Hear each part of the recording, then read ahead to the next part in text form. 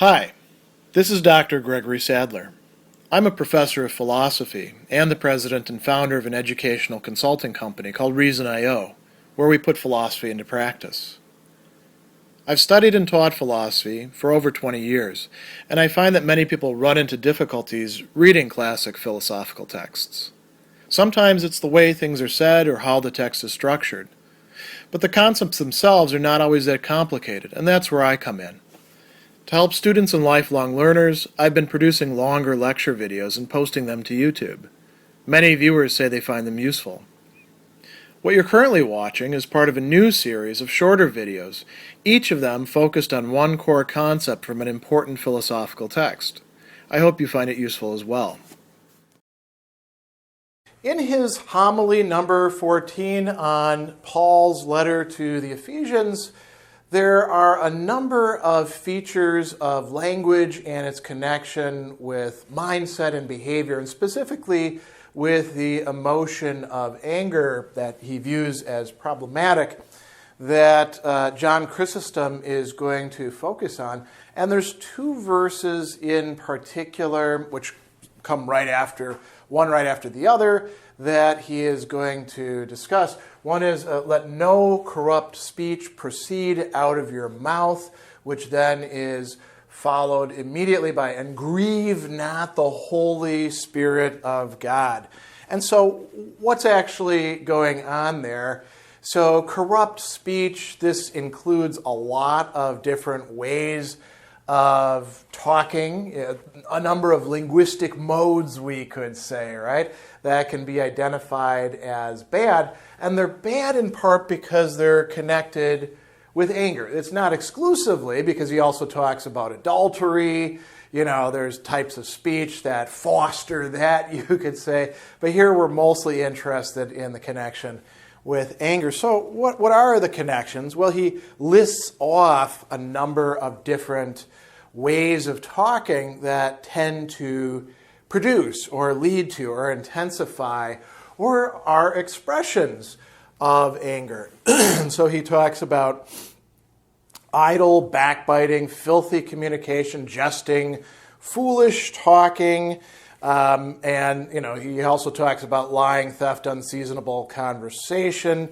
A little bit further down, he's going to say that the mouth, this is the cause of all evil, or rather not the mouth, but that they make an evil use of it. What are some of the evil uses that we haven't already listed off? Insults, revilings, blasphemies, incentives to lust, murders, adulteries, thefts, all have their origin from this. And so, if we think about this for just a moment, it's tempting to run through this list and be like, yeah, great list.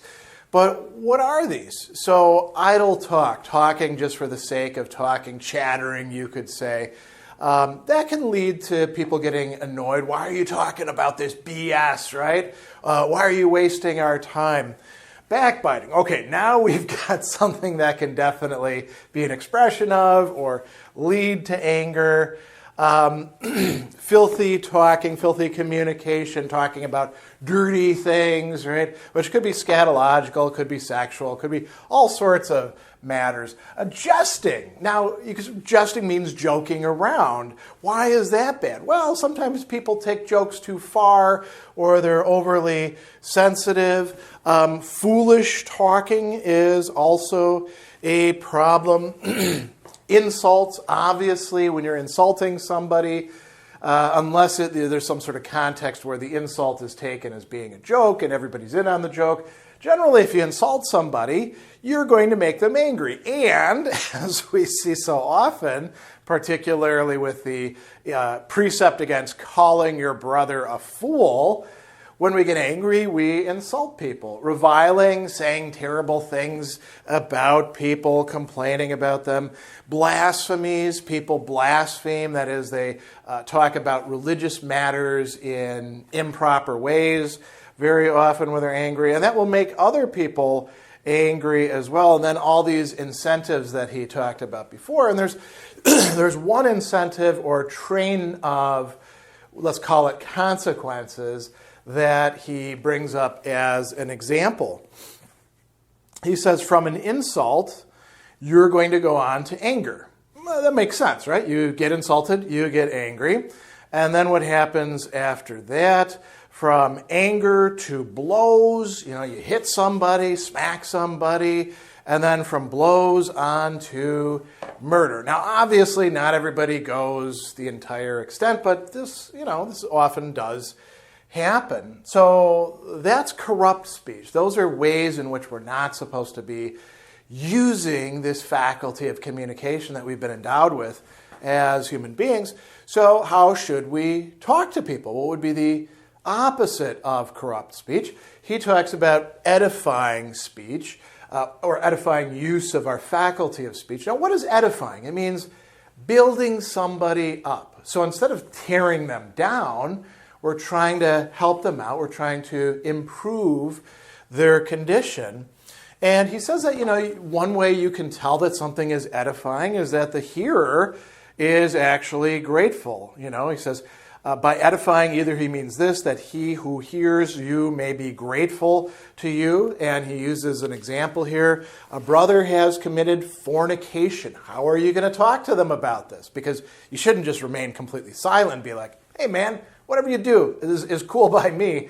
But if somebody's screwing up, you should talk to them about that. So that's one way of thinking about it. And then another, we could say, criterion or measure is that the hearers are, as he says, filled with grace.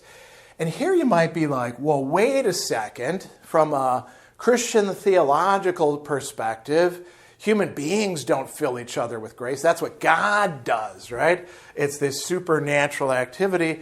Well, yes, but human beings within, we could call it the mainstream of Christian theological discussion and interpretation, really from early on all the way up to, and through the Protestant Reformation, human beings function within the economy of grace to help other people receive grace. This is talked about by so many commentators that I probably don't need to stress it. So we've got two criteria that are being given for edifying speech, and then we've got sort of a description about how this works. So let's come back to the brother who has committed fornication. How should you talk to them? So Chrysostom says, don't make a display of the offense, nor revel in it. You're not going to be doing good to the person that hears you. Rather, it's likely you're going to hurt him by giving them a stimulus. So you shouldn't be doing one of two things. First of all, don't revel in it. Don't be like engaging what we call locker room talk. Ooh, you committed fornication, meaning you had sex outside of marriage. Was it good? Did you have a fun time? What kind of stuff did you do? What positions? How long did it go? You don't have to do that. That is the opposite of helpful. You're just like getting the person back into their memories of that. But you also don't need to rub their nose in the dirt, so to speak, and be like, ooh, you dirty, dirty pig, you awful person, you've committed fornication, God is going to hate you. That's not helpful either, right? How should you actually be talking about them, this matter? So he says, advise this person what to do, and you're conferring on him a great obligation. And then he talks about a few other things that are connected with this. Discipline him how to keep silence. Teach him to revile no person, and you've taught him his best lesson. You'll have conferred on him the highest obligation. Discourse with him on what? On contrition, feeling sorry for what they did, on piety, on almsgiving. All these things will soften his soul. For all these things, he will own his obligation. Whereas by exciting his laughter or filthy communication, you're instead going to be inflaming him, right? Don't applaud the wickedness. You're going to overturn and ruin him. And so, this is some useful advice, I think. How should we deal with people who are erring? How should we talk to ourselves also when we're screwing up? We might think about that. Coming to the discussion of grieve not the Holy Spirit. What does this mean? Well, it's interesting because he begins by saying that The person who rejects not man but God. This is in Thessalonians. And he says, so also here, if you utter a reproachful word, if you strike your brother, you're not striking him, you're grieving the Holy Spirit. Obviously, you are, of course, striking them and saying bad things to them, but you're ticking off, you're grieving the Holy Spirit of God. Why? Because God wants us not to do that sort of thing to each other. God wants us to love each other and to be connected, right? And so, he says we need to think about how we use our faculty of speech. And here he brings up this conception of a spiritual mouth. It's kind of funny, by the way, because John Chrysostom, right, golden mouth, right, is bringing up a mouth. And when we think of a spiritual mouth, it's not like we have a second mouth or something like that. It's the spiritual use of what we have been endowed with, you could say physically and mentally and all of that. So he says, a spiritual mouth never utters a thing of the kind. Say not, it is nothing if I do utter an unseemly word, if I do insult such a one. For this very reason, it's a great evil, because it seems to be nothing. Things which seem to be nothing are easily thought of lightly, and those which are thought of lightly go on increasing, and those which go on increasing eventually become incurable. They become bad habits, what we call vices. All of these sorts of, corrupt speech, if we engage in them over and over again and we're like, not a big deal, then sooner or later they become part of our character, right? So we shouldn't be using our spiritual mouth for, as he says, cruelty, right? We should be using it for good things. He says, disgrace it not then after receiving it from pure loving kindness, or philanthropy, love of human beings, that is from God, by showing cruelty towards your brethren. Do you call God Father and yet attack, revile your fellow human being? Well, these are not the works of the Son of God. These are very far from him. And he says we can think of Christ's example. What did Christ do? I mean, Christ did go around and criticize people, right? He criticized the Sadducees and the Pharisees, and he tells people, hey, man, you're screwing up. Peter, you screwed up. Get behind me, Satan, right? He meets a woman who's had a whole bunch of husbands and, or is actually sleeping with a whole bunch of men. And he's like, none of them are your husband. Stop doing that, right? But he's doing it in a way that is not attacking the people at the core of who they are. There's always the possibility of doing better. And he says the work of the Son of God was to forgive his enemies, to pray for those who crucified him, to shed his blood for those who hated him. These are the works worthy of the Son of God. What is he doing?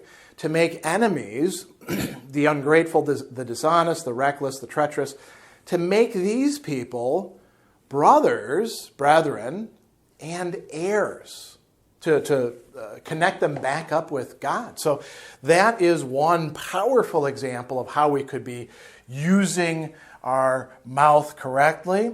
He's also got this very interesting metaphor of a spiritual vessel, a royal vessel, as the translation goes here. Suppose there were a royal vessel, and that always full of royal dainties. Now, what are royal dainties?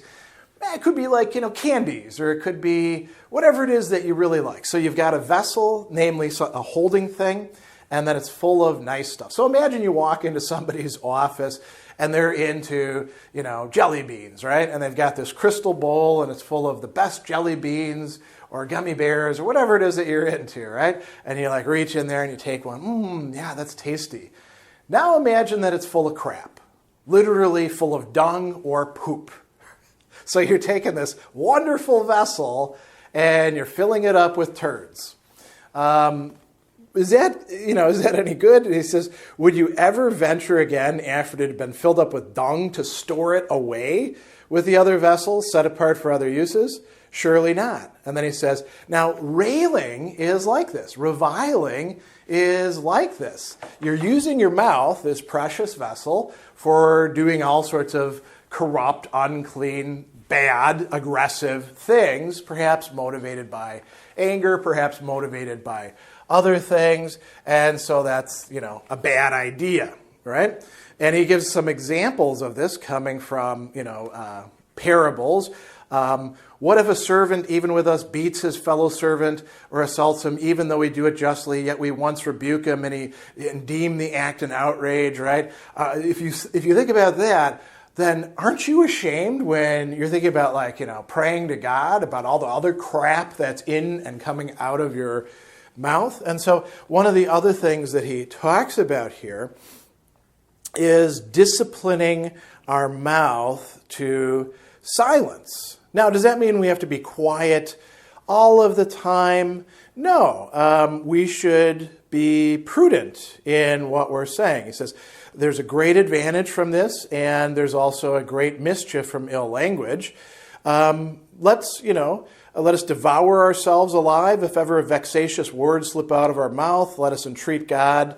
Let us entreat him whom we have reviled. Let us not think it beneath ourselves to do so. So obviously we are going to keep communicating, but we're going to shut up when it comes to doing the things with our mouths that we shouldn't be doing, very often motivated by anger or leading to anger. And we're going to use our mouths, our spiritual mouth, for its right purpose, which is to edify, to rebuild, to restore, to lead back to the right track, to reconcile, and to fortify good relationships.